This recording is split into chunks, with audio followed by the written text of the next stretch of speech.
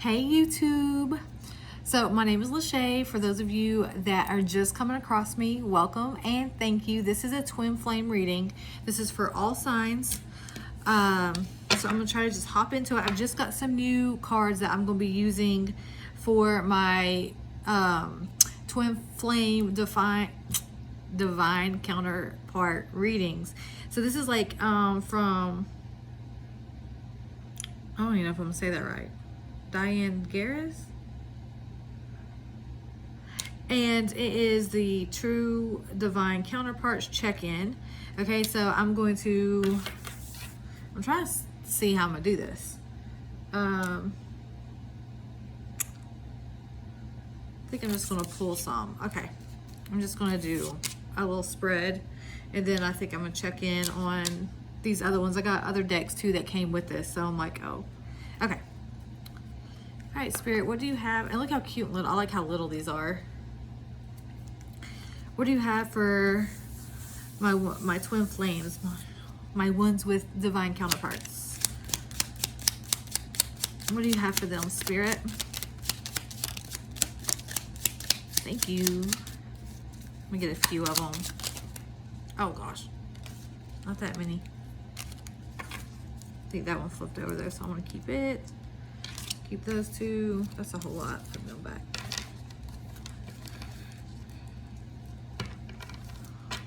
Let's see. Get a few more. So, I mean, this is for everyone, like, you know, even ones that like separation or anything. Okay, bottom of the deck is I wish things could be different, like regrets. So, like, this is really maybe feel like for the ones that maybe you're in separation, or maybe something happened and you're not in union any longer. They do regret like how they've treated you, okay? Or they regret how things played out. I accept you the way you are. Unconditional love. And this happens a lot with twin flames, you know, like even though it is a journey and there's so much that both the divine feminine and divine masculine go through on this journey, you know, like, because it's all about growth. But when you're awakening, it is so crazy, but it really is like, this is this one person that really does unconditionally love you. No matter what they've done, no matter what's happened. I cannot do anymore. So I feel like your person really is seeking peace right now. Like either way, if they are in another situation or a karmic situation, and look, they're definitely want to tell you the truth, because that's what my nose is definitely itching. They're really seeking peace right now. They're starting to realize that their life, you know, that they were once content with is not peaceful. It's not giving them any kind of peace, and it's not helping them grow. This was a real thing, I know now. And then blind is what it says down here. And so, yeah, they were blinded to your guys' relationship and love. And that might be through self-doubt or other people that was in their ear. And these are people that they probably really trusted. So they weren't intentionally trying to do you wrong. I still want you. Rejection. So, like, they're afraid that you're going to reject them, but they still want you. And this might even be as deep as like they're afraid if they take this leap of faith towards you, they're afraid that you might, you know, you might switch up on them, or you might not always be there for them. So they're really scared to take that leap. Sometimes I miss you so much it physically hurts. Soul connection. So if you guys are in separation, or even when you guys are apart, your person definitely misses you. It actually causes them physical pain. I don't want to think about you or this. Block. So, you know, your person has moments where they try to block you out, you know, where they try to block out the connection. And that is just because they're trying to seek peace, okay? Because we've seen here that does cause physical pain sometimes to miss you. And they're too scared to come towards you sometimes, or they're working towards coming towards you. So they will block it out sometimes. Sometimes they'll try to block out how they feel about you. I am working on my self-alignment. So that's beautiful. It's always wonderful. Like, this is the key to coming together. I still dream of you. Haunted. So like I said, this This is the only reason they would block you out, is because they just feel like they can't cope. You know, and then they're afraid, like, will you forgive them, or will things really work out between you, because so much has happened. They might not even be feeling deserving. So I'm gonna leave these up here. Now this is for like the divine masculine to the divine feminine. Okay, this is what he would want to say to you. It doesn't mean he's a he. I'm just used to saying that with a divine masculine. I don't feel this way with anyone else. And I love these because, like, if you're having any doubt, or you're afraid, like, you know, if you're adding things up and it feels like they don't love you or they don't put you first, they are acknowledging to themselves, and will probably even acknowledge to you that they don't feel this way with anyone else. I'm trying to forget you and it's not working. Yeah, like I said, this person, and they're going to try, because that's what twins do. That's what an awakening does, is it shakes up someone's whole life. You know, those of us, myself included, has definitely been there, done that. Like when you're going through your awakening, everything that you thought was real isn't. And it's scary. Like, awakening is scary. Finding out about twin flames is like, you know, like a fantasy you didn't know existed. So I can definitely see, but there, you know, you can't forget your twin.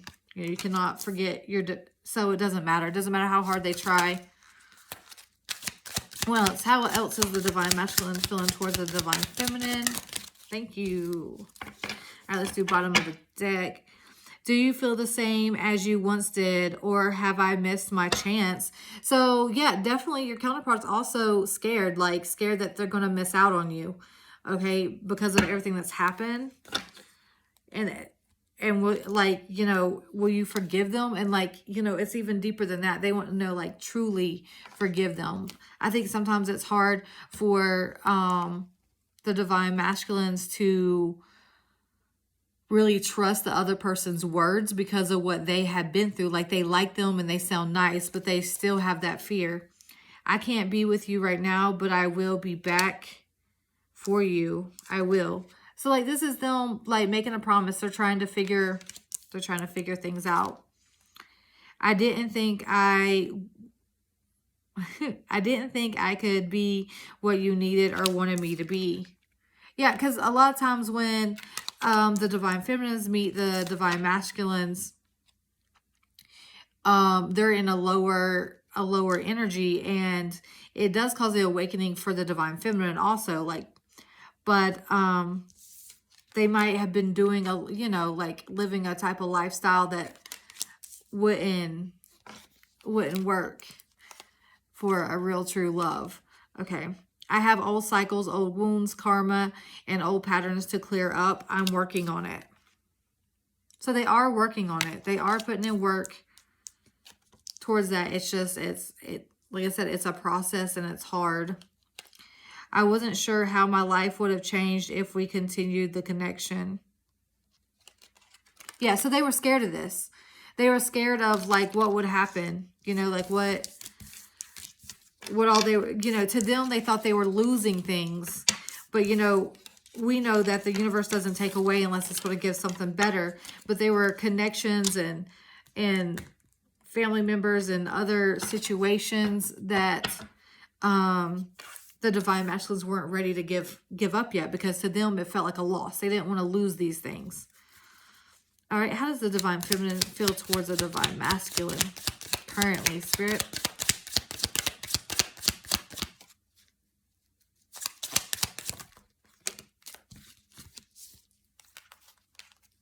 Okay, bottom of the deck. Everyone has baggage, including me. I'm working on it. You? So this is the divine feminine even being transparent with the divine masculine, saying that, like, you know, I'm working on me too. And we all have baggage. We all have things that we have to work through. And that, you know, the divine feminines are doing that also. They're also going within. They're also growing. Sometimes we make things harder than they need to be. I am open and approachable. How are you? Well, so, you know, this is really the divine feminines saying that it's okay to approach them. It's okay, you know, like, to come towards them. I am grateful for you. Oh my goodness. I am grateful that you showed up in my life. I will never forget you or this or these lessons in love, no matter where we both end up. Okay. So that's just the Divine Feminine. You're really acknowledging how you feel, and how you know, like, this situation is going to help your life regardless. It's going to be a catalyst into your higher self. I can't wait for you to get it. I have to keep moving forward. If you don't come back, know there will always be a special place in my heart for you and for what might have been. So it's just that acknowledgement that the Divine Feminines know that this is a very special connection, but that they can't control it. They can't make it come into fruition. So they have to let the Divine Masculine go so he can figure out, you know, like what he wants and what he needs and his own healing. But this is the Divine Feminine really acknowledging, though, that this love is special. It's important for me to stay grounded and balanced no matter what is going on. Again, that's what the Divine Feminines are really focusing on, is self-love and self-care. And, you know, having positive viewpoints on the journey, even when the journey is hard. I know that triggering is part of this journey. It's no fun, but it's a perspective and opportunity for healing rather than automatic victim mode. See, this is her realizing, I mean, this is the Divine Feminine realizing on both sides, like how both of you guys get triggered, and how the biggest lesson is learning to move out of that, learning to move away from the victim, you know. I've even had to do that a lot in my own life. Let's see what see what these are. Okay, I'll get a couple for how's the Divine Masculine feeling towards the Divine Feminine. I think I was supposed to keep these separate and I accidentally mixed them up. Okay, so this is how the Divine Masculine is feeling.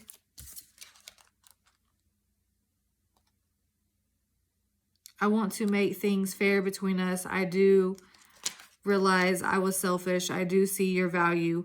You don't have to prove it. I get it. Ooh. Nice. That's really nice. Okay. I'm going to get the Divine Goddess Oracle deck and just see what is going on in this, in the connection right now, Spirit, or what needs to happen in the connection. What needs to happen or what's going on, Spirit. What's going on right now, Spirit? These are so pretty. Thank you. Retreat. Time spent alone, reflection on past and current situations. And this is going to help both counterparts really figure out where they are and where they need to be. What else, Spirit? Ask your angels. Seek the divine. Your angels want to support you. A lot of us are realizing right now that we have ancestors that are looking over us and even helping us in our divine connections. And bottom of the deck is soulmate. The divine will provide you with a love when you are ready. Okay, so Spirit is just waiting for you guys to come together, just for that healing to happen, for more healing to happen. Is there anything else, Spirit? Divine counterpart. Wow. So we had soulmate come up and divine counterpart. A divine connection sent to you from your angels. Okay. Confession. Release a secret. Pursuing virtue through honesty. So you may be, you know, confessing to somebody, or somebody may be confessing to you something that they've been holding on to, something that was a secret that's really holding the connection back. And it's because they're realizing, you know, that you're a divine counterpart and they need this growth to be able to move forward in life, not only with you, but in life. Okay, I hope this was helpful. I really, really enjoyed this, and I'm going to start doing this more often. Love you guys.